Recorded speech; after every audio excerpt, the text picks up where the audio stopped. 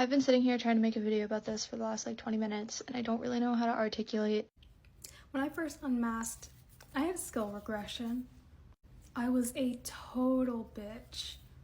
I usually don't like to use that word, except I actually do, since I'm the part of the community that it marginalizes. I will use it as I please.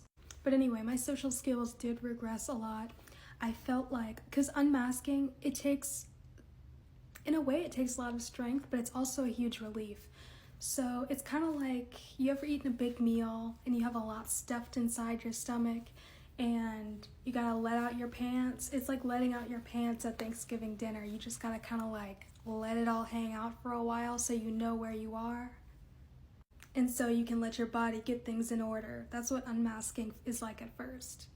And letting out all that stomach may not always be appropriate in every situation at the dinner table. So you might say something that's way too blunt, or you might even come off as being rude, or you might actually be a rude person, or you might actually be rude. The best thing you can do is apologize and forgive yourself and move on and try to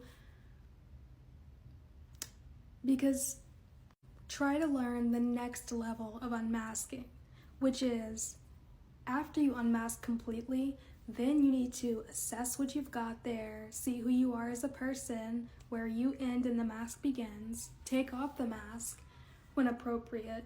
Then you have to figure out mask very carefully,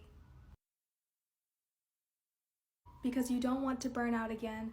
But the fact is that sometimes we have to mask. It's a defense mechanism, and masking over time, as we progress, as we practice masking, we gain these skills. We gain these communication skills that do become very useful at times. So just note, when you unmask completely, you're going to be faced with some challenges. And yes, the world should be able to accept us as we are, but everyone as they are exactly the entire time they are themselves, is not always appropriate for the situation. For example, if someone came to me and they're like, "Did you hear? So-and-so died."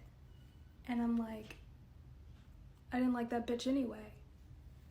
Even if it were true and I genuinely felt like that, that's not something I would say. So in that moment, I would utilize the skills I've learned through masking, but I'm not going to mask so much that I'm putting other people's needs above my own. And I'm not going to mask so much that I burn out. So yeah, unmask, loosen your pants, but remember where you are and remember the skills you've learned through masking, because all that burnout, it's gotta be good for something.